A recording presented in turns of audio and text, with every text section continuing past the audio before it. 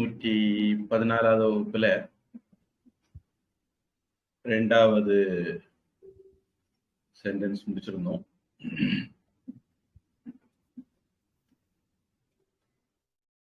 ஆவண காப்பகம், registrar office எப்படி பண்றது அப்படின்னு முதல் இதுலயும், என்னென்ன விஷயங்களை எல்லாம் ஆவணப்படுத்தணும், ரெக்கார்ட் ஆக்கணும், டாக்குமெண்ட் பண்ணணுங்கிறத 2வது வரியிலையும் சொன்னேன். இப்ப 3வது வரி, ததஹ சர்வ அதிகரணானாம் கரணீயம் சித்தம். இந்த இடத்துல பொதுவா கமா போட்டுக்கலாம். கரணியம் கமா சித்தம் கமா சேஷம் ஆய வியயௌ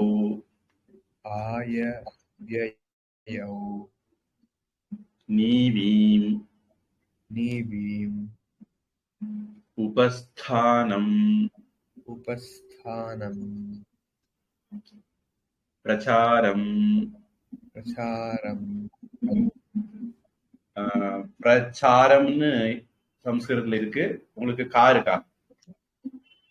பிரச்சார தான் சாமி இருக்கு. சரித்திரம் சம்ஸ்தானம்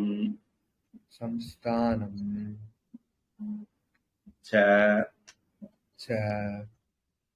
நிபந்தேன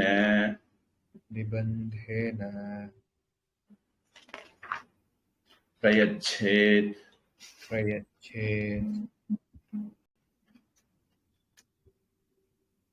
இந்த இடத்துல ஒரு தகவல், நிபந்தம் அப்படிங்கிறது கல்வெட்டுகள்ல எல்லாம் வழக்கத்துல இருக்கிற ஒரு வார்த்தை.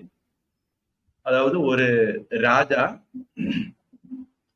கோவில் மாதிரிப்பட்டதுக்கு ஏதாவது நன்கொடை கொடுத்தாருன்னா அதை குறிச்சு வைப்பார்.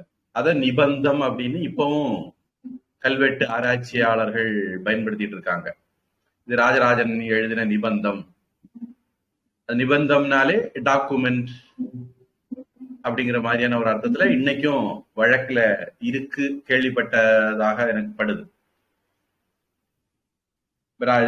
தஞ்சை பெரிய கோவில் அப்படின்னா இது விளக்குக்கு இன்னாரு, விளக்கு எண்ணெய்க்கு இன்னாரு, திரிக்கு இன்னாரு, இப்படி அவங்களுக்கு இவ்வளவு நிலம் கொடுக்குறேன், அவங்க அதுல கடலையை விளைவிச்சு அந்த எண்ணெயை கொண்டு வரணும், இந்த மாதிரி எழுதி வச்சிருக்கிறத நிபந்தம் அப்படிங்கிற வார்த்தையில பயன்படுத்துறாங்க. தமிழில் கூட அந்த கல்வெட்டுல பதிச்சு வைக்கிறதுக்கு நிபந்தம்ங்கிற வார்த்தை, அல்லது செப்பேடுகளை பதிச்சு வைக்கிறதுக்கு நிபந்தம்ங்கிற வார்த்தை இருக்குது அப்படின்னு படுது. இது ஒரு தகவல். அப்புறம் கரணியம் சித்தம் சேஷம் ஆயவேவ் இதெல்லாமே நம்ம ஏற்கனவே 2:6:13 கரணியம் சித்தம் சேஷம் ஆயவேயௌ நீவி.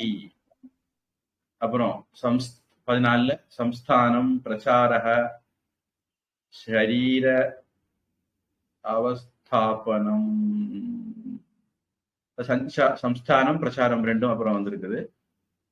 உபஸ்தானம் ஏற்கனவே வந்ததா தெரியல.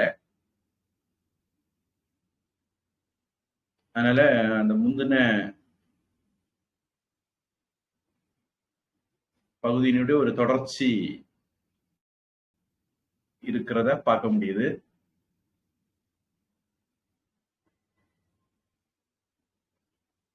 ஆக்சுவலா கரணீயம் அப்படின்னா சம்ஸ்தானம் பிரச்சார ஷரீர அவஸ்தாபனம் ஆதானம் சர்வ சமுதாய பிண்டக சஞ்சாத்தம் ஏதத் கரணீயம். அப்புறம் சித்தம்னா என்ன, இந்த வார்த்தைகளுடைய டெபினிஷன் அங்க ஒரு 13ல தொடங்கி வார்த்தைகளை சொல்லிட்டு 14ல இருந்து கரணியம்னா என்ன, சித்தம்னா என்ன, சேஷம்னா என்ன, ஆயம்னா என்ன, வேயம்னா என்ன, அப்படிங்கிறதெல்லாம் விளக்கம் சொல்றார். 21, 23, 26 அந்த கடைசி பகுதி முழுக்கவே அது சம்பந்தமானதா தான் இருக்கு. அதை நாம ஒருவேளை ரெஃபர் பண்ணுனா நமக்கு ஏதாவது பெட்டர் ஐடியா கிடைக்கும். இப்போ இங்க சர்வ அதிகரணானாம் எல்லா ஸ்தாபனங்களுடையவும் நிறுவனங்களுடையவும்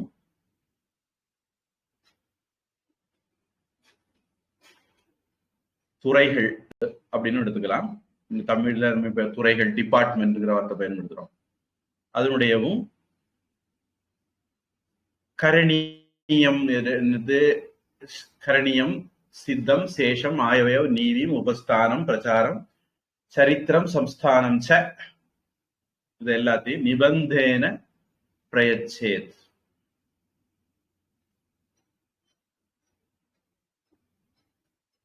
இது எல்லாத்தையும் டாக்குமெண்ட்டுக்கு கொண்டு வரணும் அப்படின்னு சொல்லலாம். அல்லது ஆவணப்படுத்தி ரெக்கார்டு பண்ணி கொடுக்கணும்.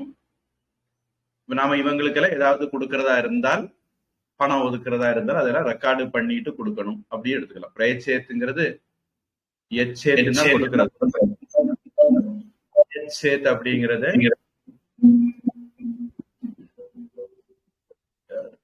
ஆவணத்துடன் டாக்குமெண்டேஷனுடன் கொடுக்கணும் அப்படின்னு எடுத்துக்கலாம். உங்களுக்கு கேட்கறதுல ஏதாவது சிக்கல் இருக்கா? லேசா ஒரு இது இருந்தது சாமி, இப்ப பரவாயில்ல. சரி. அப்புறம்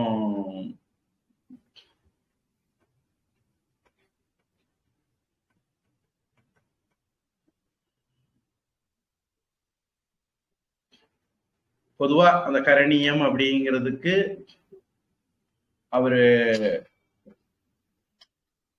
நம்ம இந்த 6வது சாப்டர் முழுக்கவே ரெஃபர் பண்ணிக்கிறது நல்லதுன்னு நினைக்கிறேன்.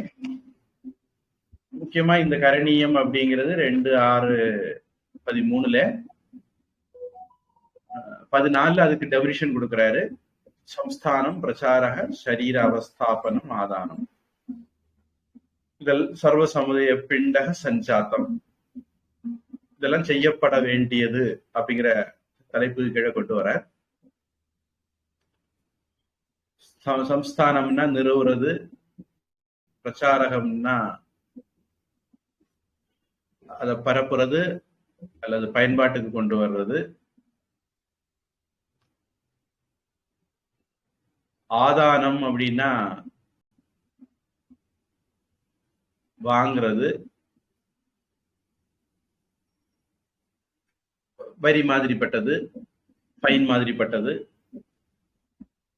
அப்புறம் இப்படி பல கிராமங்கள்ல இருந்தும் கிடைச்சதை தொகுக்கிறது சர்வ சமுதாய பிண்டக சஞ்சாத்தம் அப்படிங்கிறது. அப்புறம் சித்தம் அப்படின்னா முடிஞ்சது, கிடைச்சது அப்படிங்கிற மாதிரி அர்த்தம் உள்ள வார்த்தை அது. அவரு 2/6/15 கோஷ அர்ப்பிதம் நம்முடைய கருவூலத்துக்கு ட்ரெஷரிக்கு வந்தது, ராஜஹாரக ராஜா எடுத்தது, புறவியக நகர செலவுகளுக்காக வேண்டி செலவழிச்சது, பிரவிஷ்டம் நுழைவு வரின்னு சொல்லலாம், பரம சம்பத்சர அனுவிருத்தம் முன் வருஷத்திலிருந்து பிராட் ஃபார்வர்ட் மாதிரி கணக்கு, சாசன முக்தம் எழுத்துப்பூர்வமாக கொடுக்கப்பட்டது, முகாஜ்ஞப்தம் வாய் மொழி உத்தரவுனால கொடுக்கப்பட்டது, ஆபதனீயம் வர வேண்டியது, இதெல்லாமே சித்தத்துல அப்படின்ட்டு 2/6/15 சொல்ற. 2/6/16 முடிஞ்ச வேலைகள்,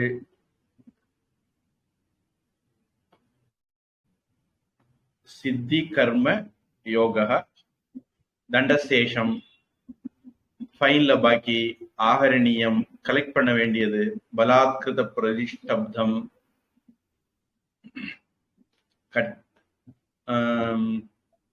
சரியா கெட்டாததுனால கட்டாயப்படுத்தி வாங்க வேண்டியிருந்தது, அவமிருஷ்டம் ச பிரசோத்தியம்,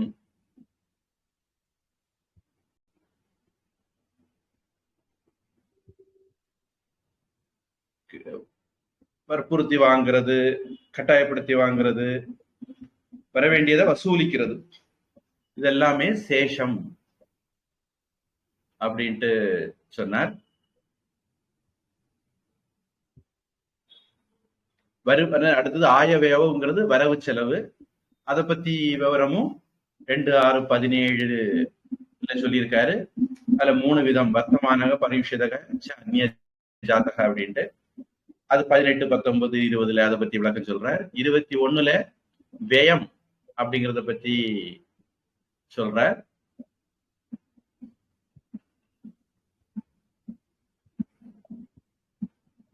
அதாவது செலவால வரக்கூடிய வரவு அப்படி.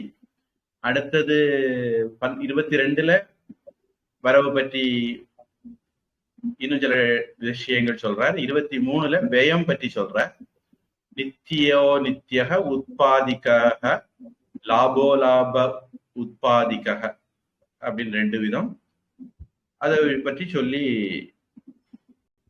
அந்த அத்தியாயம் 6வது அத்தியாயம் முடியுது. இந்த வரவு செலவு சம்பந்தமான இது. அப்புறம் நீதியும் அதுவும் 6வது அத்தியாயத்திலே இருக்கு. அது கொஞ்சம் முன்னாடியே வந்துருதுன்னு நினைக்கிறேன்.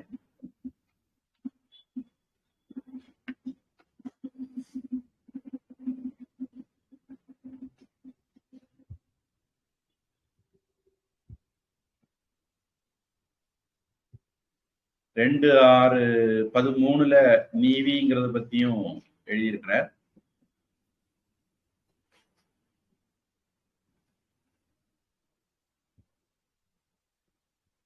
அது மறுபடியும் 2-6-27 அதை பத்தி சொல்லியிருக்கு. பொதுவாக அது நெட் பேலன்ஸ் அப்படிங்கிற மாதிரி நம்ம பார்த்தோம். அடுத்தது உபஸ்தானம்ங்கிறது புது வார்த்தையா இருக்குது. பிரச்சாரம்,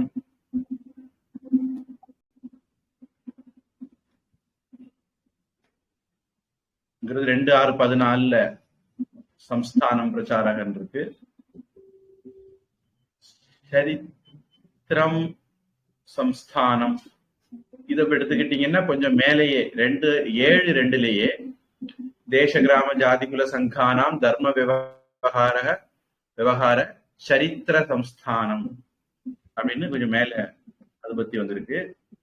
இது எல்லாத்தையும் நாம கண்ணு முன்னாடி நிறுத்தி பார்க்கணும். இதுக்கு முன்னாடி பார்த்த இந்த விஷயங்கள் சம்பந்தமாக டாக்குமெண்ட் பண்ணி கொடுக்கணும் அப்படின்னு எடுத்துக்கலாம்.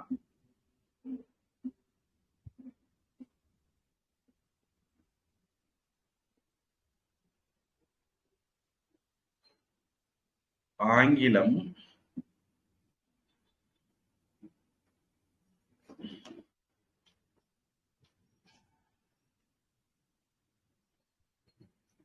from these books the superintendent shall furnish the accounts as to the forms of work in hand.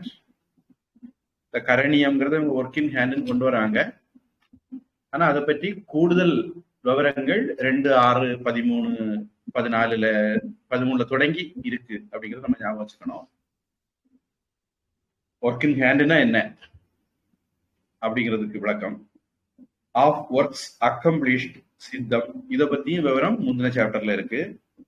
Of part of works in hand சேஷம் இதை பத்தியும் விளக்கம் சாப்டர்ல இருக்கு. இப்படி லிட்டரலா நம்ம புரிஞ்சுக்கிட்டோம்னா சரியா வராது, அந்த பின்னணியோட புரிஞ்சுக்கிட்டாதான் சரியா வரும். ஆஃப் ரெசிப்ட்ஸ் வரவு, ஆஃப் எக்ஸ்பெண்டிச்சர் செலவு. வரவு செலவு நம்ம எப்பவுமே சேர்த்து சொல்ற வார்த்தைங்கனால இங்கேயும் அது ஆயவியம் அப்படின்ட்டு ஒரு காம்பவுண்ட் ஆட்டே போட்டாங்க. அடுத்தது ராம லக்ஷ்மணவுன்னு இப்போ சொல்றது மாதிரி ஆயவேயம்னு சொல்லிட்டாங்க. அடுத்தது நீவீம் ஆஃப் நெட் பேலன்ஸ்.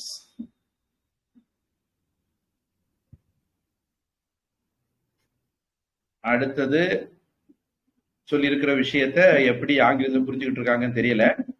உபஸ்தானம், பிரச்சாரம், சரித்திரம், சம்ஸ்தானம். அவங்க அதை எல்லாத்தையும் என்ன பண்ணாங்கன்னு தெரியல. ஆனா என்ன போட்டிருக்காங்க, and of works to be undertaken in each of the several departments. சர்வாதிகரணானாம் அப்படிங்கிறது several departments.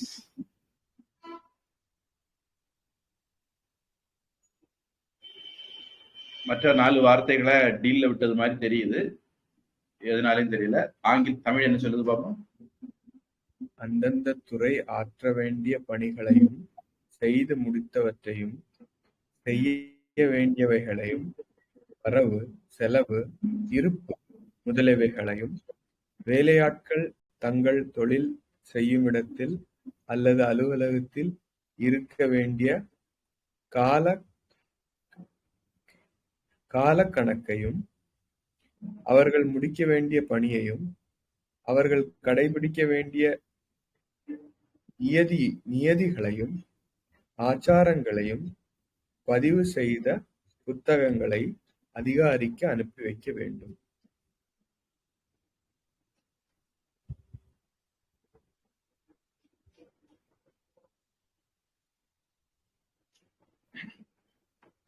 உபஸ்தானம் அப்படிங்கிறத வேலை பார்க்கிற நேரம் அப்படிங்கிற மாதிரி தமிழ் எடுத்திருக்காங்க. உபஸ்த அப்படின்னு கீதையில ரதோபஸ்தே உபாவிஷத்து அப்படின்னு வரும். உபஸ்தனா உட்கார்றது அப்படிங்கிற அர்த்தம் எடுத்துக்கலாம். நீங்க உங்களுக்கு கூட அப்படி ஒரு கமெண்ட் இருக்கோ உபஸ்த அப்படின்ட்டு? உபவிஷ உத்திஷ்ட எழும்புறது, உபவிஷ உட்கார்றது. சரி, உபஸ்தானம்ங்கிறது அவங்க அலுவலகத்துல இருக்கிற நேரம் சம்பந்தமான டீட்டெயில் அப்படின்னு தமிழ் எடுத்திருக்காங்க, அப்படி எடுத்துக்கலாம். பிரச்சாரம் அப்படிங்கிறது அவங்க எவ்வளவு நேரம் வேலை பார்த்தாங்க, என்ன வேலை பார்த்தாங்கிறது. சரித்திரம் அப்படிங்கிறது அவங்களுடைய நியதிகள், ஆபீஸ்ல அவங்க எப்படி எப்படி நடந்துக்கணும் அப்படிங்கிறது மாதிரி எடுத்திருக்காங்க.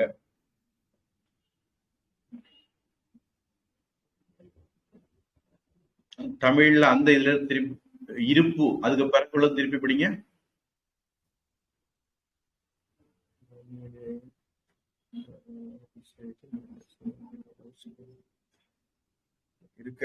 வேலையாட்கள் தங்கள் தொழில் செய்யும் இடத்தில் அல்லது அலுவலகத்தில் இருக்க வேண்டிய கால கணக்கையும் அவர்கள் முடிக்க வேண்டிய பணியையும் அவர்கள் கடைபிடிக்க வேண்டிய நியதிகளையும் ஆச்சாரங்களையும் பதிவு செய்த புத்தகங்களை அதிகாரிக்கு அனுப்பி வைக்க வேண்டும், அதிகாரிகளுக்கு அனுப்பி வைக்க வேண்டும். சம்ஸ்தானம் அப்படிங்கறது ஆச்சாரங்கள்னு எடுத்திருக்காங்கன்னு நினைக்கிறேன். அது எவ்வளவு சரியா வருதுன்னு தெரியல.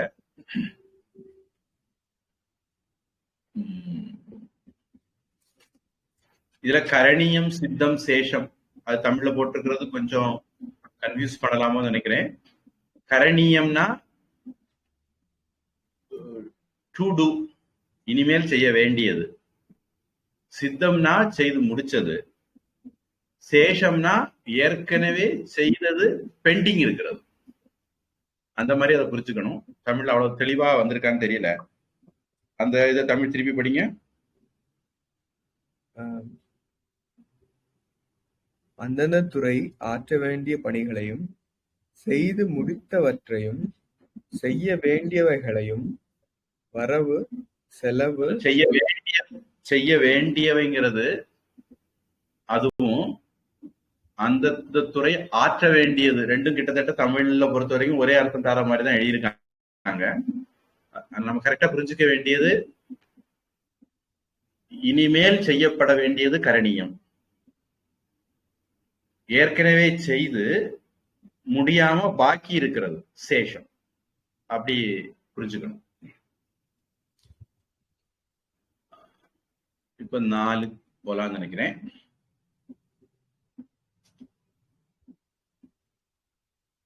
இப்போ தமிழை பொறுத்த வரைக்கும் மேல அதிகாரிகளுக்கு அந்த விவரங்கள் டாக்குமெண்ட் பண்ணி அனுப்பணும் அப்படிங்கிறது மாதிரி போட்டிருக்காங்க.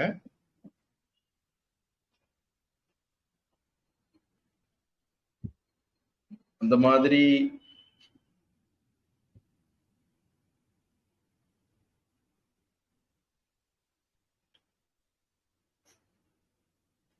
அடுத்தது 4 உத்தம உத்தம மத்தியம மத்தியம அவரேஷு அவரேஷு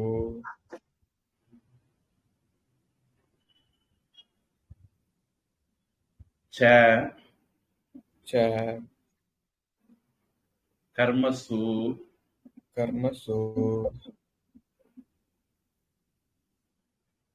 தத் ஜாதிகம் தத் ஜாதிகம் அத்தியக்ஷம் அத்தியக்ஷம் குர்யாத் குர்யாத் சாமுதாயிகேஷு சாமுதாயிகேஷு. எனக்கு சமஸ்கிருத சாமுதாயிகேஷு இருக்கு. உங்களுக்கு தா நெடில் இருக்கா குறில் இருக்கா? நெடில் இருக்கு சார். நெடில் வரணும்னு நினைச்சு எனக்கு வாயில அப்படி வந்தது. எனக்கு சில இடங்கள குறில் ஏற்கனவே போட்டிருக்காங்க சாமுதை அப்படின்னு. ரெண்டும் அர்த்தம் ஒண்ணுதான். அவக்லிப்திகம் அவக்லிப்திகம் யம் உபஹத்ய யம் உபஹத்ய ராஜா ராஜா ந அனுதப்யேத ந அனுதப்பேத. அனுதப்ய அப்படின்னா வருந்துறதுன்னு எடுத்துக்கிட்டா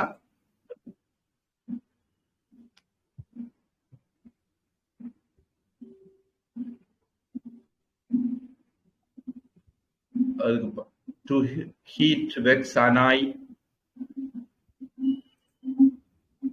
to repent grieve sorry for stung with remorse அப்படிலாம் அர்த்தம் இருக்கு. அதுல அந்த வருத்தப்படுறதுங்கிற அர்த்தம் எடுத்துக்கிட்டா நல்லதுன்னு நினைக்கிறேன். நான் அனுதப்பியத வருத்தப்பட வேண்டி வராது. ராஜா வருத்தப்பட வேண்டி வராது. எம் உபஹத்ய எதை உபஹத்ய அப்படிங்கிறதுக்கு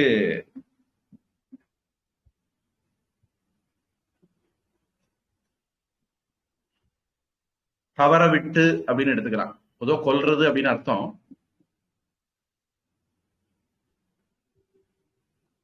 அது மாதிரியான அர்த்தம். அதனால இது இந்த இடத்துல உப்பா வந்ததுனால ஹத்யா அப்படின்னா கொல்றது அல்லது அடிக்கிறது. உபஹத்யா அப்படிங்கிறது வந்தது நாம தவற விட்டு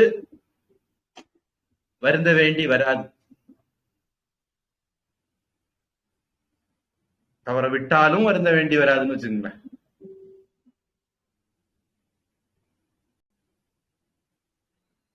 எந்த விஷயத்துல அப்படின்னா உத்தம மத்தியம அவரேஷு. இதுவும் கூட இதுக்கு முன்னாடி எங்கேயோ வந்தது. ஒருவேளை அது 5வது அத்தியாயமா இருக்கலாம். 6க்கு முன்னாடி. அதாவது நான் நினைக்கிறேன் தண்டனை கொடுக்கிறது சம்பந்தமா வரும்போது அந்த வார்த்தை பயன்படுத்தினாருன்னு நினைக்கிறேன். உத்தம தண்டக மத்தியம தண்டக அப்படிங்கிற மாதிரி.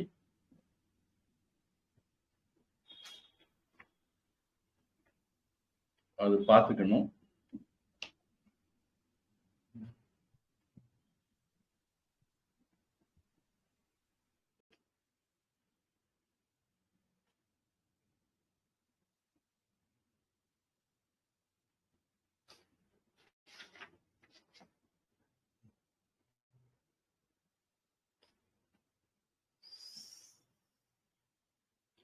2-4-22 சாகச தண்டக அப்படிங்கிறது வருது. உத்தம மத்தியமங்கிறது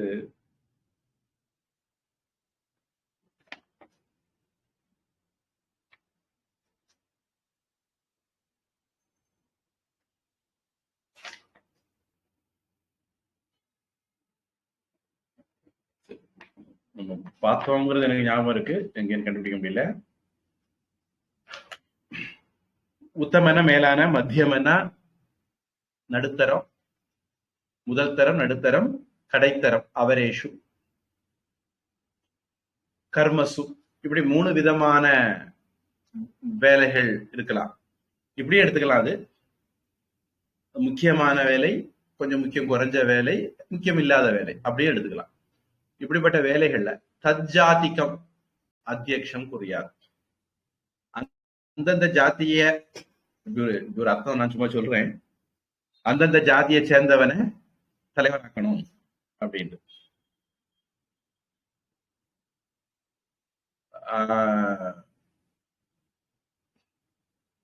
அந்தந்த துறையில நிபுணரை, விஷயம் தெரிஞ்ச ஆள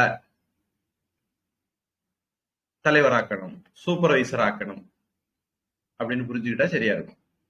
நான் திகாக்காரன் திமுக காரன் மாதிரி தேச துரோகிகள் மாதிரி சொல்லி பார்த்தேன். ஜாதிங்கிற வார்த்தையை கேட்ட உடனே அவங்களுக்கு தெரிஞ்சது ஒரே ஒரு ஜாதி தான். ஜாதிங்கிற வார்த்தை பல இடங்கள்ல பல அர்த்தம் தரலாம். கீதையில கூட வர்ணம் ஜாதி ரெண்டையும் கலந்து முதல் அத்தியாயத்துல பயன்படுத்தி இருக்கிறத பாக்குறோம்.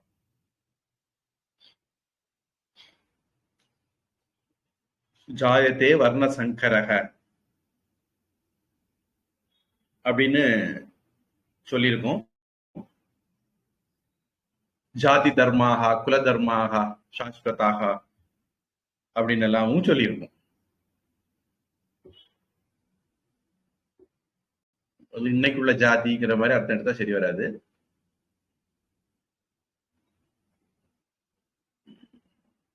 அப்புறம் சாத்துர் வர்ணியம் மயா சிருஷ்டம் கிருஷ்ணன் சொல்லுவாரு. அதை எடுத்து வச்சுக்கிட்டு அவர் தான் ஜாதியை உண்டாக்குறாரு. அங்க வர்ணம் சொல்லி இருக்கு, இவங்க ஜாதின்னு கூட தருவாங்க. அதனால இந்த இடத்துலயும் நாம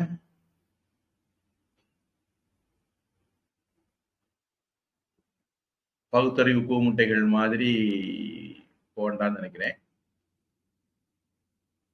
சாமுதைகேஷு அவக்லிப்திகம்,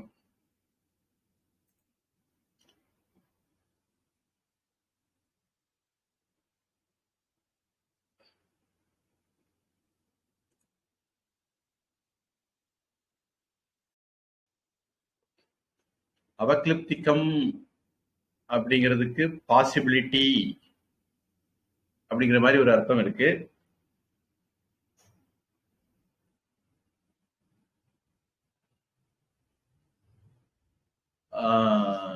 யாரு உகந்தவர்களோ அவர்களை நியமிக்கணும்.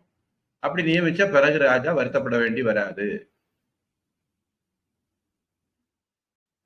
அப்படிங்கிற அர்த்தம் எடுத்துக்கலாம். தகுதியானவர்களை தகுதியான வேலையில அந்தந்த துறைகள்ல நியமிக்கணும் அப்படிங்கிறது பொதுவான அர்த்தமா எடுத்துக்கலாம். ஆங்கிலம்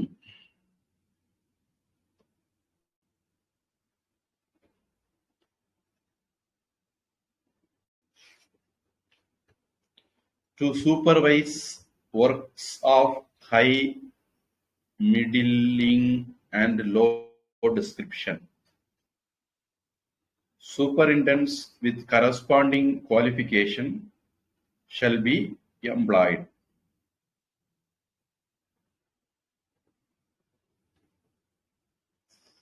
The king will have to suffer in the end if he curtails the fixed amount of expenditure on profitable works.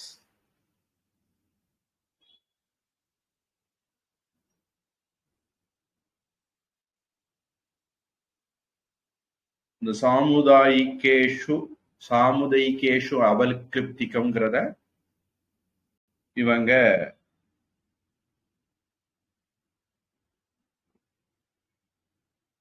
Expenditure on profitable ஒர்க்னு எடுத்திருக்காங்க.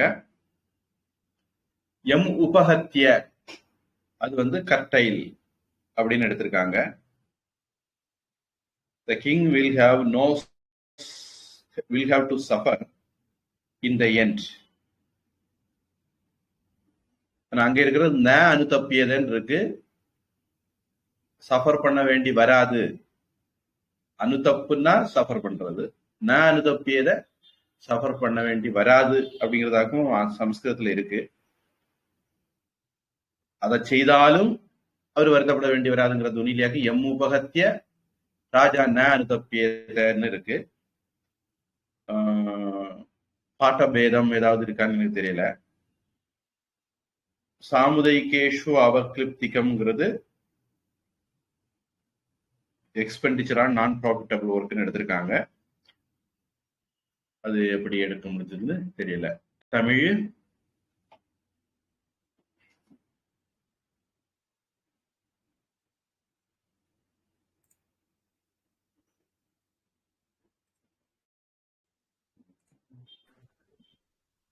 நீங்க எல்லாம் வெளியே போயிட்டு வந்தீங்களா? ஹரியோம் சாமி. ஆமா சாமி, இது டிஸ்கனெக்ட் ஆயிருச்சு எனக்கு. Freeze disconnect. ஆனா உடனே கனெக்ட் பண்ணி எது வரைக்கும் கேட்டது, எதுக்கு இருந்து கேட்கல சாமி? நான் திருப்பி ஜாயின் பண்ணும்போது அந்த ஜாதி விஷயங்கள் பத்தி பேசிட்டு இருந்தீங்க அப்படின்னு நினைக்கிறேன். ஆமா, சரி. தமிழ் படிங்க. உத்தம காரியங்களுக்கு ஜாதியை சேர்ந்தவனை மட்டுமே அதிகாரியாக நியமிக்க வேண்டும். மத்திம காரியங்களுக்கு அந்த ஜாதியை சேர்ந்தவனை அதிகாரியாக நியமிக்க வேண்டும். கடைநிலை காரியங்களுக்கு அதே போன்ற ஜாதியை சேர்ந்தவனை அதிகாரியாக நியமிக்க வேண்டும். பலர் சேர்ந்து பணியாற்ற வேண்டிய இடங்களில் அந்த பணிகளை நிர்வகிப்பதில் சிறந்த பெயரெடுத்தவனை அதிகாரியாக நியமிக்க வேண்டும்.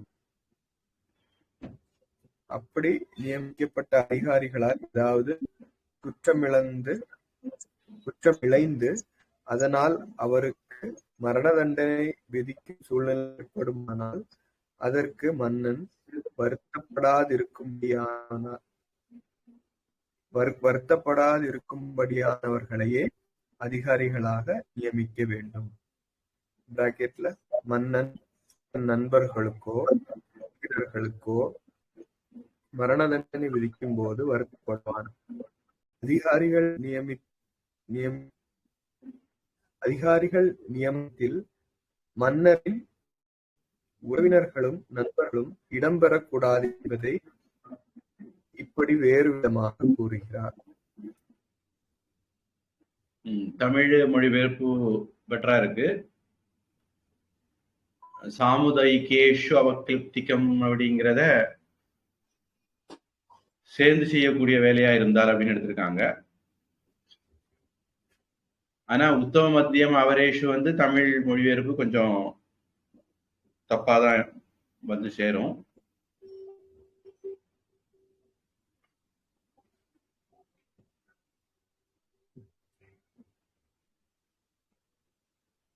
இதை இன்னொரு விதமா தமிழ்ல சொல்லியிருக்கிறது மாதிரி ஆங்கிலத்தில் சொல்லியிருக்கிற மாதிரி எடுத்துக்கிட்டா,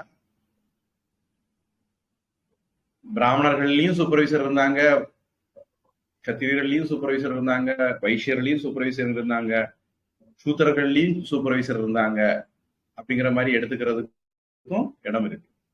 அந்தந்த ஜாதிக்காரங்களுக்கு அதிகாரி பதவி கொடுத்துருக்க, அப்ப எல்லாரும் அதிகாரிகளா இருந்திருப்பாங்க. அது ஒரு நாம யூகிக்கிற இன்னொரு விஷயம். ஆனா அதை விட அந்த விஷயத்துக்கு யாரு தகுந்தவங்களோ அவங்கள நியமிக்கிறது அப்படிங்கிற அர்த்தம் சரியா இருக்கும்.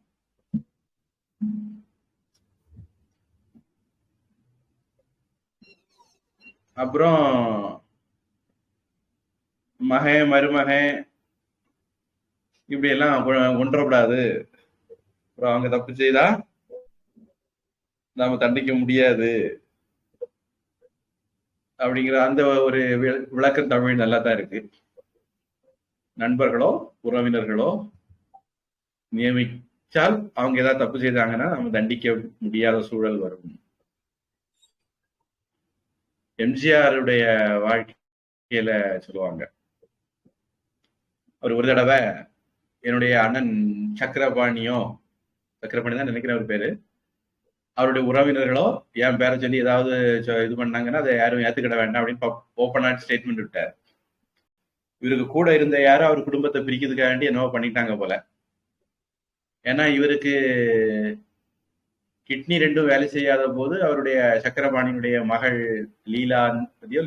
லீலாத்தியோ அந்த அம்மா தான் கொடுத்தாங்க. ஆனா அவங்க கொடுத்தாங்கிறத கூட அவங்க சொல்லிக்கல, எம்ஜிஆருக்கு தெரியாது. அந்த அளவுக்கு பெரிய சித்தப்பாவுக்கு அந்த அம்மா வெளியே தெரியாமலே கொடுத்துருக்காங்க. சக்கரபாணிக்கு மேல எம்ஜிஆருக்கும் அண்ணனுக்கு மேல ரொம்ப மரியாதை இருந்திருக்கு. ஏன்னா கஷ்டப்பட்ட காலத்துல அண்ணன் எப்படி ஒரு அம்மா மாதிரி கவனிச்சுக்கிட்டாங்கிறத வச்சு. ஆனா பல சமயங்கள் அந்த மாதிரி நடக்கும். சில புல்லுருவிகள் வந்து நமக்கு உண்மையானவங்களை நம்மளை விட்டு விலக்கிடுவாங்க. அந்த மாதிரி எம்ஜிஆர் வாழ்க்கையில நடந்ததுன்னு கடைசியில அவரு சாக போற காலத்துல என்னமோ தான் எதேச்சையா அவருக்கு இப்படி இந்த அம்மா தான் அவருக்கு கிட்னி கொடுத்தாங்கிறது தெரிய வந்தது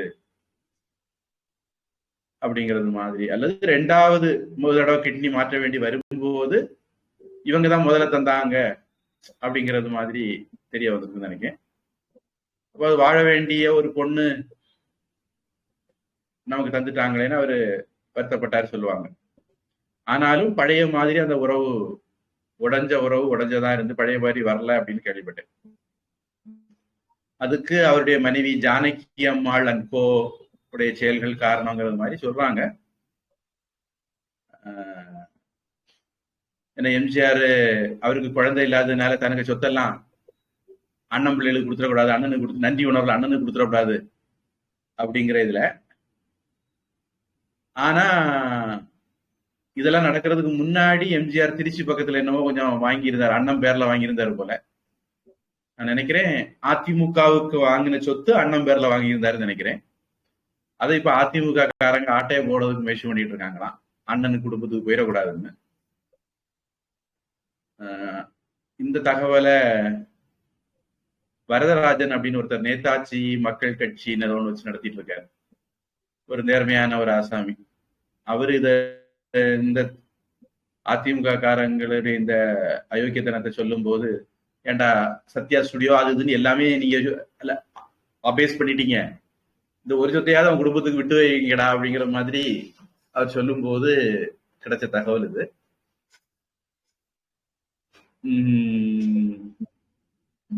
டிக்கெட் எடுக்காம வந்தாளுக்கு ஒட்டுமொத்த குடும்பமுமே டேரா போட்டு உட்கார்ந்துருக்கு.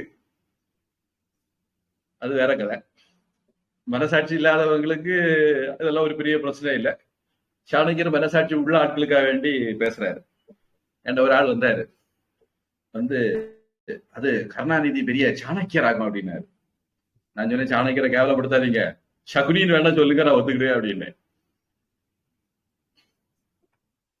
அதனால சாணக்கியர்னா யாருன்னு தெரியாதவங்க அப்படி எல்லாம் சொல்லுவாங்க. நான் சொன்னேன், சாணக்கியர் கொஞ்சம் நல்லா படிங்க அப்படின்னு.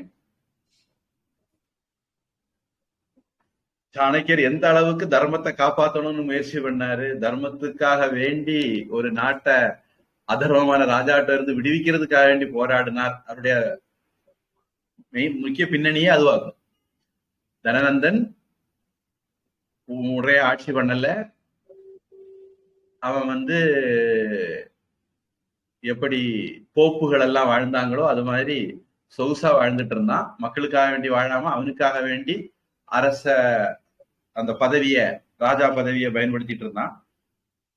அவன் என்ஜாய் பண்ணிட்டு இருந்தான், மக்களுடைய நலன்களை பத்தி கவலைப்படல. அதனால சாணக்கியர் அவனை கீழே தள்ளுறதுக்காக வேண்டி சந்திரகுப்த மௌரியரை உருவாக்கி என்னென்னமோ தந்திரங்கள் பண்ணி மற்ற எல்லா ராஜாக்கிட்டையும் முதல்ல சொல்லி பார்த்தார். எந்த ராஜாவும் அதுக்கு செவி சாய்க்கல.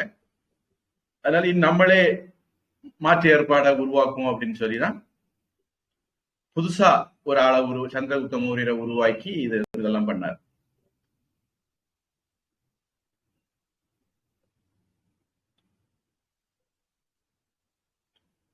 அதனால சாணக்கியர்னு சொல்லிக்கிட்டு வார்த்தையை பயன்படுத்துறதுக்கு முன்னாடி ஒரு தடவைக்கு 4 தடவை யோசிக்கணும். எந்த அளவுக்கு ஒரு தன்னலம் இல்லாத மனிதன் சாணக்கியன் அப்படிங்கிறத மறந்துடக்கூடாது.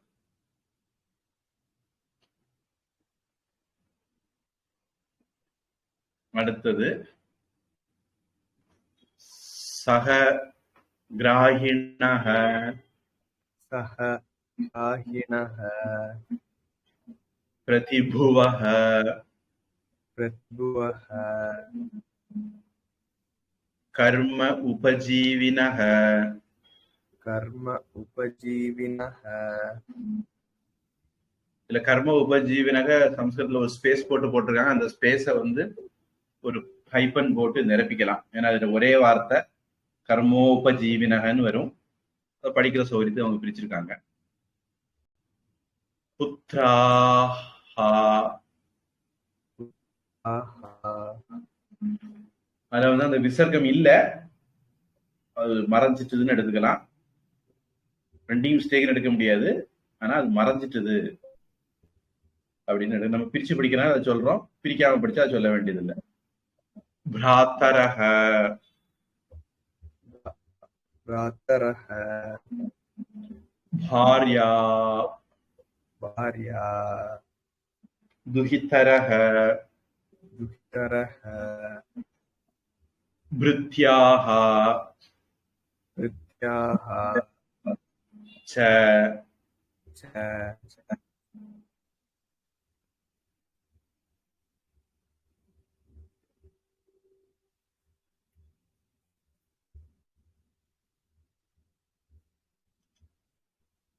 கர்ம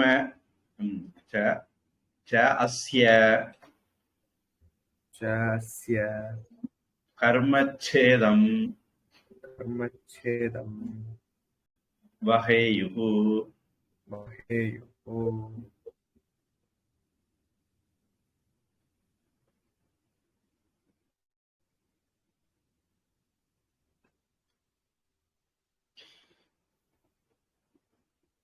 சககிராகிணக கூட இருந்து அனுபவிக்கிறவங்க, லாபம் அடைகிறவங்க,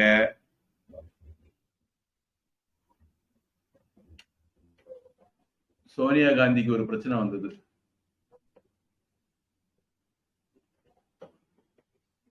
டபுள் சம்பளம் வாங்கிட்டு இருந்தாங்க. அது வந்து போஸ்ட் ஆஃப் ப்ராஃபிட்னா என்னமோ சொல்லுவாங்க. கெஜ்ரிவால் அப்படி பண்ணான்னு நினைக்கிறேன்.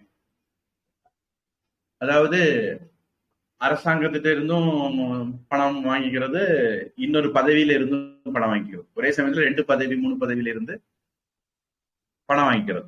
ஒருத்தர் வந்து சில மந்திரி அந்த எம்எல்ஏ அந்த மாதிரி இருந்தால் வருமானம் வரக்கூடிய வேற எதுலயும் பொறுப்புல இருக்கக்கூடாதுன்னு ஒரு சட்டம் இருக்குன்னு நினைக்கிறேன். அந்த வார்த்தை இப்ப டக்குன்னு கரெக்டா ஞாபகம் வரல.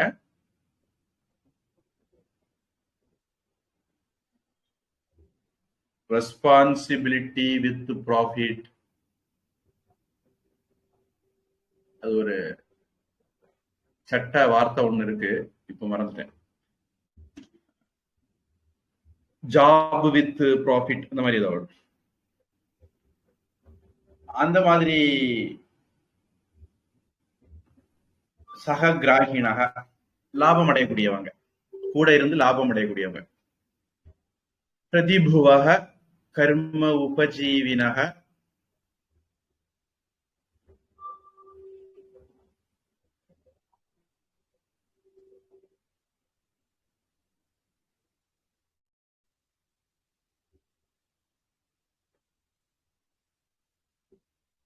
யாரு அப்படின்னா புத்திராகா பிள்ளைகளா இருக்கலாம், பிராத்தரக சகோதரர்களா இருக்கலாம், பாரியா மனைவியா இருக்கலாம். ஆங்கிலத்துல வந்து ஒய்ஃப்ஸ்னு போட்டிருக்காங்க. அப்படின்னா பாரியாகா அப்படின்னா அங்கேயும் 2 புள்ளி வச்சுக்கணும்.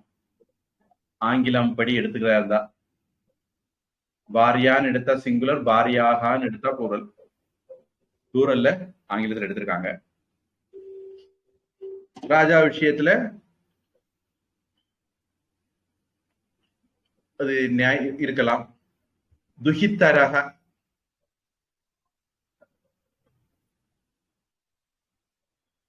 புத்திராகா அப்படிங்கிறதுலேயே பிள்ளைகள் ஆணோ பெண்ணோ இருக்கலாம்னு எடுத்துக்கலாம். ஆனா சாணக்கியர் என்ன நினைச்சாரோ தெரியாது, தனியாவும் குறிப்பிடுறாரு. புத்திராகாங்கிறது ஆண்கள், ஆண் குழந்தைகள்னு எடுத்துக்கிட்டா என்ன பண்றது நினைச்சிட்டு பெண் குழந்தைகளும். கர்நாடகத்துல செல்வி நித்யானந்த சாமிக்கு இடத்த கேட்டு கொடுக்காதனால்தான் நித்யானந்த சாமியை பிடிச்சு மாட்டி விட்டாங்கன்னு ஒரு கதை உண்டு. கருணாநிதிக்கு மகா செல்வின்னு ஒருத்தி கர்நாடகத்துல இருக்கா. அதனாலதான் கர்நாடகக்காரங்கிட்ட இவங்க எசல மாட்டாங்க. ஏன்னா ஏதாவது எசலனா உங்க மகளுக்கு வீட்டை போட்டு உடச்சி தள்ளிடக்கூடாது அப்படின்ட்டு மகாபத்திரமா இருக்கணும்னு சொல்லிக்கிட்டு ரொம்ப ஸ்மூத்தா காவிரி பிரச்சனையை ஹேண்டில் பண்ணுவோம். தண்ணி வராட்டாலும் பரவாயில்ல, நாங்க சமாளிச்சுக்கிறோம், எங்க ஊருக்காரனுக்கு தேர்தலுக்கு முன்னாடி ஒரு 1000 கொடுத்தா 500 கொடுத்தா போறோம், நீ தண்ணி விடாட்டாலும் பரவாயில்லன்னு இருப்பாங்க. பிருத்தியாக வேலைக்காரங்க, இவங்க எல்லாரும் அஸ்ய கர்மச்சேதம், செயல்ல ஏதாவது குறைபாடு ஏற்பட்டால், நஷ்டம் ஏற்பட்டால், வகேயுகு அதில் பொறுப்பேற்க வேண்டும். நஷ்டத்துல அவங்களுக்கும் பொறுப்பு உண்டு. ஒருத்தர் பண்றதுல இதுல யாருன்னு இதுல வரல, யார பத்தி பேசுதுன்னு. இதுக்கு முன்னாடி ராஜான்னு இருக்கிறதுனால நம்ம ராஜாவோட சேர்ந்தவங்கன்னு எடுத்துக்கலாம், இல்ல சூப்பரிண்டன்ஸ் சூப்பர்வைசர்கள் அப்படின்னு எடுத்துக்கலாம், இல்ல மேலதிகாரி அப்படியும் எடுத்துக்கலாம், யாரானாலும் சரி அப்படியும் எடுத்துக்கலாம். ஒரு செயல் செய்யும் போது அந்த செயல்ல யாருக்கெல்லாம் பங்கு இருக்கோ லாபத்துல, அது மூலமா யாரெல்லாம் பலனடைகிறார்களோ அவர்கள் எல்லாருமே அந்த செயல்ல ஏதாவது நஷ்டம் வந்தாலும் பங்கு எடுத்துக்கிடணும் அப்படின்ட்டு சொல்ற.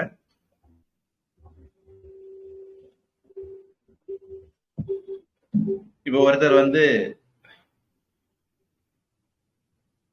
லஞ்சம் ஊழல் பண்ணிட்டாருன்னு பிடிபடுகிறாரு, அல்லது சொத்துக்கு மேல வருமானத்துக்கு மேல சொத்து சேர்த்ததாட்டு பிடிபடுறாரு அப்படின்னா ஒரு அரசாங்கம் என்ன பண்ணணும்? அவனுக்கு மாமன், மச்சான், ஃப்ரெண்டு எல்லாருக்கும் சொத்தையும் பறிமுதல் பண்ணணும். அப்படி பண்ணா உலகத்துல ஒரு பையன், ஒருவேளை நம்ம நாட்டுல எப்ப கில்லாடிகள் பணத்தை செய்வாங்க, ஒருவேளை பண்ணதுக்கு பயப்படலாம். ஏன்னா பண்றவன் அவனுக்கு அனுசரணையானவங்க யாரோ அவங்களுக்கு தான் பங்கு வைப்பான். அது என்ன பினாமி பேர்ல அப்படிம்பாங்க. இவன் கொள்ளாடிப்பான், அது பினாமி பேர்ல பயன்படுத்துவாங்க. அப்படி வரும்போது அன்பில் பொய்யாமொழி ஃப்ரெண்டா இருந்தா குவைத்துல அவரு ட்ரஸ்டியா பார்ட்னர் ஆயிடுவாரு. எவன் நம்ம கொள்ளடிக்கிற பணத்தை கொடுத்து வச்சா பத்திரமா திருப்பி தருவானா அவன் எல்லாம் போட்டுக்கிறது. அதனால அது நண்பர்களா இருக்கலாம், உறவினர்களா இருக்கலாம், யாரு வேணாலும் இருக்கலாம். அதெல்லாம் இந்த மாதிரி ஆட்கள் எல்லாம் பிடிக்கும் போது ஒரு அரசு நல்ல விவரம் உள்ள அரசாங்கம் இருந்தா அந்த ஆளோட சுத்தி இருக்கிற அத்தனை பேர் சொத்தையும் விசாரிக்கணும். அதுல யார் யாரெல்லாம் டிஸ்ப்ரப்போர்ஷனேட்டா நியாயத்துக்கு புறம்பா சம்பாதிச்சிருப்பாங்கன்னு தோணுதோ அவங்க எல்லாருடையதுமே அரசாங்கம் பறிமுதல் பண்ணணும். ஈடி அட்டாச் பண்றதும் வாங்க அந்த மாதிரி பண்ணணும். ஆனா அப்படி நம்ம நாட்டில் நடக்கிற மாதிரி தெரியல. ஏன்னா சசிகலா ஜெயிலுக்கு போயிட்டு வந்தாச்சு, வருமானத்துக்கு மீறி சொத்து சேர்த்த வழக்குல அதெல்லாம் ஈடி அட்டாச் பண்ணாங்களாம், பறிமுதல் பண்ணியிருந்தாங்களாம். இப்ப 450 கோடி ரூபாய் வாங்கிட்டு எல்லாத்தையும் திருப்பி கொடுத்துட்டாங்களாம். அப்போ அதிகாரிகளோ அல்லது அரசாங்கமோ லஞ்சத்தை வாங்கிக்கிட்டு கொள்ளடிச்சதெல்லாம் நீத்தி வச்சுக்கலாம்னு சொன்னா மெட்ராஸ் அடிக்கடி நடக்கும். புறம்போக்குல எல்லாரும் கட்டடம் கட்டுவான், முனிசிபாலிட்டியில லஞ்சத்தை வாங்கிட்டு பெர்மிஷன் கொடுத்துருவான். அப்புறம் திடீர்னு எவனாவது ஒருத்தர் கேஸ போடுவான். கேஸ போட்டோன்னா நீதிமன்றம் எல்லாத்தையும் இடிக்கணும்னு சொல்லுவோம். அதனால அரசாங்கம் இல்ல நாங்கெல்லாம் அதெல்லாம் முறைப்படுத்துறோம் அப்படின்னு சொல்லி ஒரு சட்டம் கொண்டு வரும். எவன் அநியாயமா கட்டியிருந்தானோ அவனுக்கெல்லாம் ரெகுலரா ஒரு டாக்ஸ் போட்டு அதை முறைகேடாக கட்டப்பட்டதெல்லாம் முறையாக கட்டப்பட்டதை கணக்கில் கொண்டு வருவாங்க. அடிக்கடி மெட்ராஸ்ல நடக்கும். அத மாதிரி 450 கோடி ரூபா லஞ்சம் வாங்கிட்டு அரசாங்கத்துக்கு காட்டின கணக்கு 450 கோடி ரூபா வாங்கினேன்னு என்னென்ன லஞ்சம் வாங்கினாங்கன்னு தெரியாது. எப்படியோ கொள்ளடிச்செல்லாம் திருப்பி கொடுத்தாச்சு. இப்ப எதுக்கு ஜெயிலுக்கு போனா எதுக்கு அது கொள்ளடிச்ச கணக்குல வந்ததுனால நமக்கு தெரியல, விவரம் தெரியல. இப்போ சசிகலா பொறுத்த வரைக்கும் ஜெயலலிதாவுக்கு ஃப்ரெண்டா இருந்துட்டு கொள்ளடிச்சது. போயஸ் கார்டன் வீட்டை கேட்டாலாம், ஜெயலலிதா கொடுக்க மாட்டேன்னு சொன்னாலாம். அந்த கோபத்துல அவளுக்கு வீட்டுக்கு எதிரே 10 சென்ட போயஸ் கார்டன் மாதிரி 10 சென்ட வாங்கி அது ஒரு பெரிய மாளிகைய ஜெயில இருக்கும் போதே கட்டி இப்ப அந்த மாளிகையில குடியும் அறியாச்சான். ஈடி அட்டாச் பண்ணது இப்ப அவளுக்கு சொந்தம். அதாவது பதவியில இல்லாத, அதிகாரத்துல இல்லாத ஒரு சசிகலாவே ஈடி எல்லாம் தனக்கு சாதகமா பயன்படுத்த முடியும்னா நரேந்திர மோடி அரசாங்கம் என்ன கேடு கெட்ட நிலையில இருக்குன்னு பாத்துக்கிட்டுங்க. ஸ்டாலின் எல்லாம் கண்ணுல விரல விட்டே ஆடிடுவான். இடி சிபிஐ எல்லாம். சாதிக் பாக்ஷான்னு ஒருத்தன் என்ன கொண்டு போட்டாங்க. அவனுக்கு வாக்குமூலத்தை கோர்ட்ல சமர்ப்பிக்கவே இல்லை. அதனாலதான் 2Gல இருந்து இவங்க 2 பேரும் வெளியே வந்து கிடக்காங்க அப்படின்ட்டு சொல்றாங்க.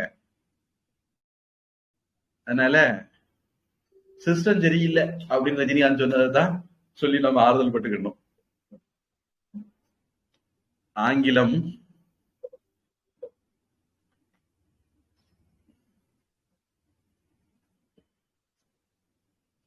when a man engaged by government for any work absents himself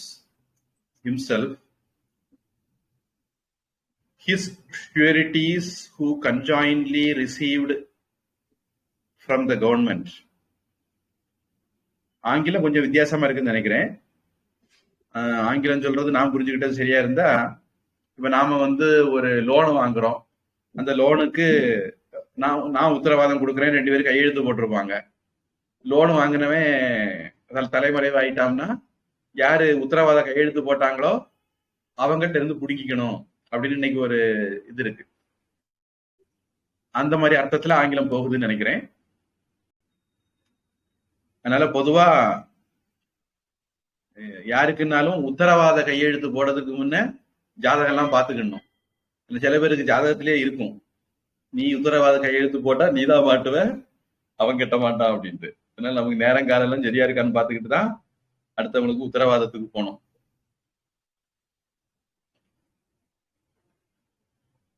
loan எடுக்கிறதோ அல்லது கடன் வாங்குறதோ இல்ல சொத்தை அடமானம் வைக்கிறதோ இந்த மாதிரி எதுனாலும் பேங்க்ல எல்லாம் லோன் எடுக்கிறதுக்கு முன்னே சப்போர்ட்டுக்கு 4 பேரை சேர்த்துக்குவாங்க. லோனை அவன் திருப்பி கட்டணுங்கிறதுக்காக வேண்டி, கெட்டாட்டா வேற யார்ட்டையா இருந்தாது வசூலிக்கணுங்கிறதுக்காக வேண்டி. இது அந்த மாதிரி அர்த்தத்துல ஆங்கிலம் வருது. His sureties who conjointly received from the government are his sons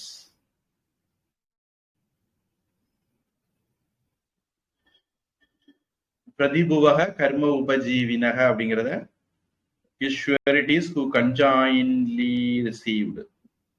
நான் நினைக்கிறேன் அது மொத்தம் ஒரே இதாக எடுத்திருக்கணும்னு நினைக்கிறேன். சகக்கிராகினக பிரதிபுவக கர்ம உபஜீவினக இவ்வளவு சேர்த்து ஒரு அர்த்தம் தான்.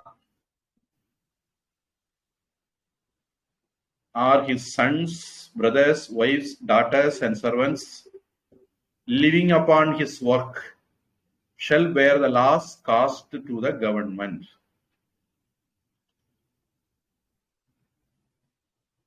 இந்த அரசாங்கம் என்னன்னா பொதுமக்களுக்குன்னு ஒன்ன கெட்டும், அப்புறம் அதை இழுத்து மூடிக்கிட்டு அல்லது அதை வேற யாருக்காவது வாடகைக்கு விட்டு, அந்த வாடகைக்கு விடுற ஆள் யாரா இருப்பாங்க, இவனுடைய பினாமி கம்பெனியா இருக்கும். அதுல வருமானம், ரெகுலர் வருமானம் பார்த்துட்டு இருப்பாங்க. இப்ப சென்னையில அப்படி ஏதோ ஒண்ணு நடந்துருக்கு. அநேகமா அந்த கோயம்பேடு பஸ் ஸ்டாண்ட் எல்லாம் அப்படிதான் வரும்னு நினைக்க. அடுத்தது ரெகுலர் வருமானத்துக்கு ஆட்சியில இல்லாட்டாலும் வருமானம் வரத்துட்டே இருக்கும். ஆட்சியில இருக்கும்போது மட்டும் தான் சம்பாதிக்கணும் யார் சொன்னா? ஆட்சியில இல்லாட்டாலும் சம்பாதிக்கணும். அவன் தான் புத்திசாலி. அதுக்கு ஏற்ற மாதிரி காரியம் பண்ணிட்டு இருக்காங்கன்னு நினைக்கிறேன். தமிழ் என்ன சொல்லுது பாருங்க. அதிகாரி சரியாக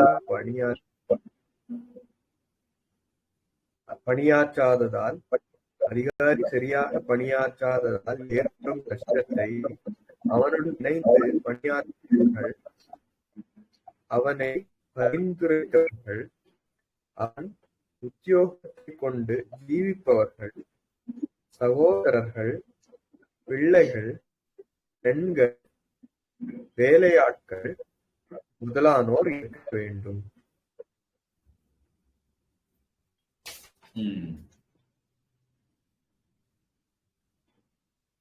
அதாவது எந்தெந்த வழியில ஈடுகட்ட முடியுமோ கெட்டிக்கணும். அதுதான் புத்திசாலி அரசாங்கம். அந்த ஆள் மட்டும்தான் இல்ல, அந்த ஆள் மூலமா வேற எத்தனை பேர் பயன் அடைஞ்சிருந்தாலும் சரி அத்தனை பேர்கிட்ட இருந்தும் ஈடுகட்டிக்கணும். இது ஒரு அர்த்தம். இன்னொரு அர்த்தம், அந்த ஆளால மத்தவங்க பயன் அடைஞ்சாங்களோ இல்லையோ, அவனுடைய பொண்டாட்டி, பிள்ளைகள், சொந்தக்காரன் எல்லாம் இருந்தும் பிடிக்கணும். இது இன்னொரு அர்த்தம், நான் சொல்ற அர்த்தம். அப்பதான் இப்படிப்பட்ட ஆட்களுக்கு சொந்தக்காரனா இருக்கிறதுக்கே ஒருத்தன் பயப்படுவான்.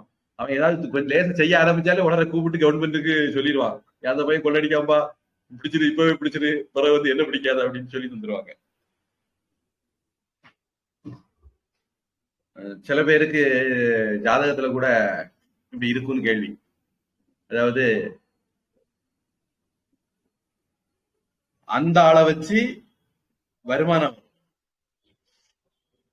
இந்த ஆள் உழைச்சி வருமானத்தை உண்டாக்குவார்.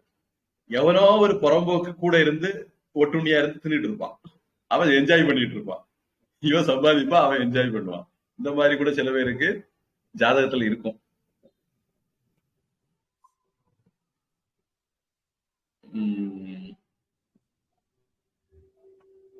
அடுத்தது இன்னொரு டாபிக் ஆரம்பிக்குது, நான் அடுத்த வகுப்பு தொடங்கலாம்னு நினைக்கிறேன். என்ன டியூட்டி கேலண்டர் சம்பந்தமான விஷயம் நினைக்கிறேன். ஏற்கனவே இதை பத்தி 6வது அத்தியாயத்தில் லேச சொல்லியிருக்கு. நாள்னா என்ன, பட்சம்னா என்ன, மாசம்னா என்னன்னெல்லாம். அது மாதிரி ஒரு டாபிக்கு அதனுடைய தொடர்ச்சின்னு எடுத்துக்கலாம். ஏதாவது கேள்வி சந்தேகம் இருக்கா?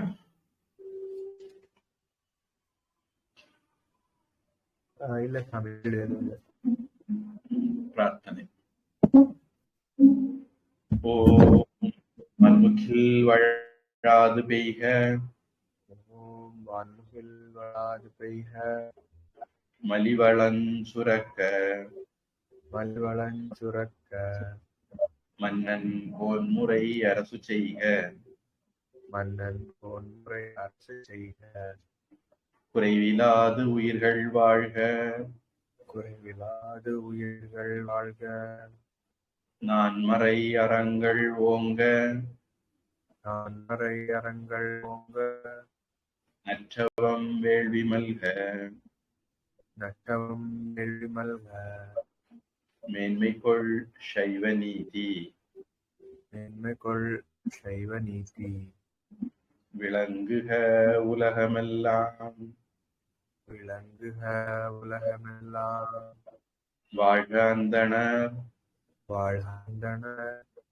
வானவரானினம், வானவரானினம், வீழ்க தன்புனல், வீழ்க தன்புனல், வேந்தனும் ஓங்குக, வேந்தனும் ஓங்குக, ஆழ்க தீயதெல்லாம், ஆழ்க தீயதெல்லாம், அரண்நாமமே சூழ்க, அரண்நாமமே சூழ்க, வையகமும் துயர் தீர்கவே, வையகமும் துயர் தீர்கவே.